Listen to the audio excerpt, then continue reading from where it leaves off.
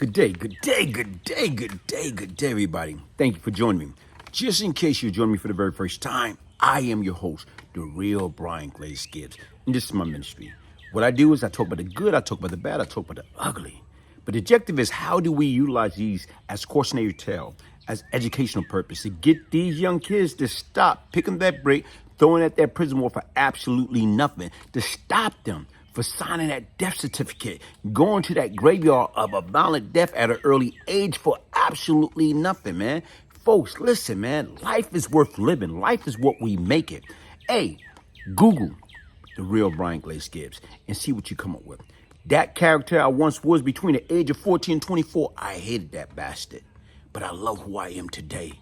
So like I say, this is my ministry. Like I say, I talk about the good, I talk about the bad, I talk about the ugly, but I want people to take a page or take the message the right way and don't be out there and be that test dummy that me and so many others have made. Listen, today what I'm talking about is this, man. You know what? Listen to Tony Yayo.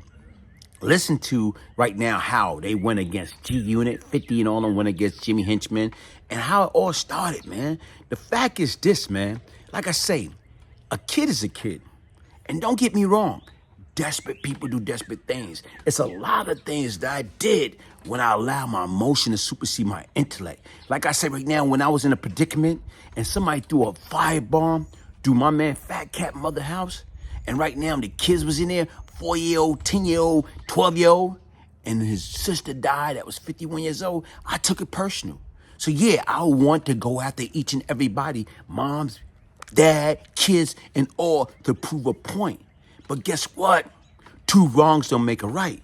So even right now with this situation, they got beef with Jimmy Henchman. So being that they got beef with Jimmy Henchman, what you're gonna do is, here it is, they seen Jimmy Henchman, 14-year-old kid. So when they seen him, you know, from my understanding, Tony Yayo and Lodi Mack, they confronted him. And basically right now, they slapped the living daylight out of him, pull out a gun and slap the living daylight out of a 14-year-old kid. Man, that's total violation. So once again, what do you expect? First of all, they should have been left out of it. Why in the hell, if you want Jimmy, why are you involving his son? Unless you want it. So regardless of what, when you stoop and go down to a lowly level, what you expect? What's going to happen or what should have happened, man?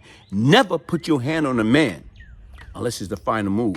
But like I said right now, let's hear it in Tony Yayo in his own word as he talked to Vlad in regards to that whole situation. I want you to hear in his words.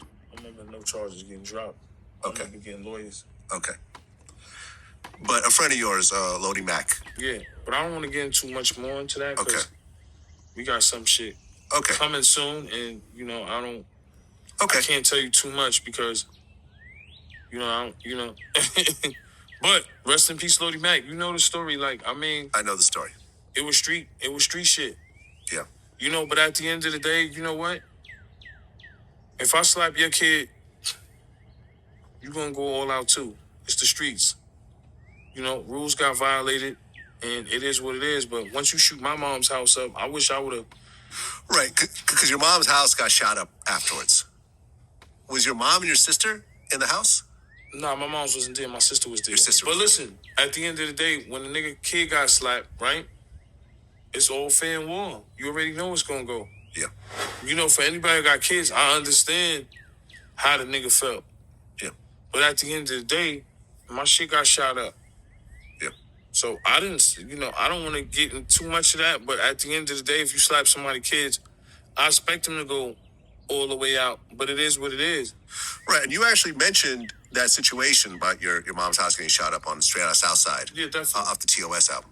Right. Okay, so, like I mentioned, the TOS album, that happened in 2000. You know what's pussy to me? Don't try to sue me and kill me. Because you got sued afterwards. No, don't try to sue me and kill me. Yeah. Pick one. Pick one. We from the streets. It is what it is. I'm riding around in bulletproof trucks, nigga. Yeah. Supply about 50. You think I'm scared of a nigga? I'm moving right. I'm not dumb. I'm move militant.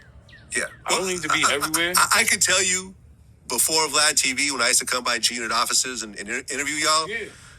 you guys would walk in, you in particular, would come into the conference room, and you would take off your bulletproof vest. This was not promo. This was not like trying to Instagram. Even when Prodigy, it was very real back then for you guys. Look, they got a bulletproof truck right now called, I think it's called a Rave Zola or something like that.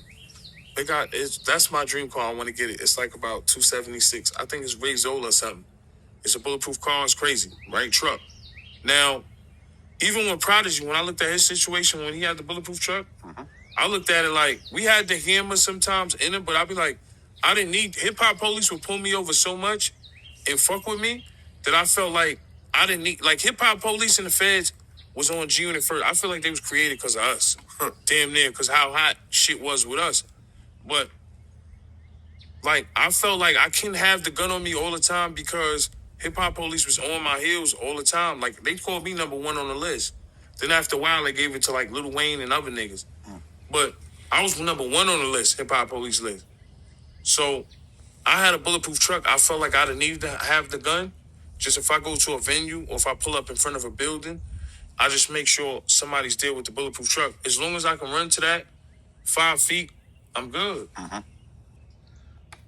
Hey, but like I say, folks, listen to that. Yeah, here it is right now is that's a hell of a situation, man. Like you said right now is when you got to live that type of life. If you out there and you're hustling, you're making money because you're an entertainer, you're a rapper, you know what? You don't need all that. You don't even need to be involved with that. But the key is sometimes we can be our own worst enemy.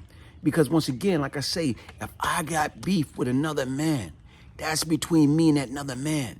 Why the hell I'm going to bring his son, his daughter, his wife, I'm saying his mom, his dad into it? That should be off limit. So once again, like I said right now, guess what? When those guys, I'm saying, slap Jimmy Henchman, 14-year-old boy, guess what? Like he say, you know, they expect the comeback. But once again, that was a total violation, man. And once again, like I said right now, that's why we have to change our mindset. That's why we have to change to get away from that fake bootleg, you know what I'm saying, gangster mentality. Once again, like I say, whatever Jimmy Henchman y'all got going on and y'all in the street should be left in the street. But the difference is right now, don't get caught up in that bullshit in the first place. Then we don't have nothing to worry about, man. Hey, listen, folks, hit the like button, subscribe, share, support the real Bryant Glaze Gibbs. One love.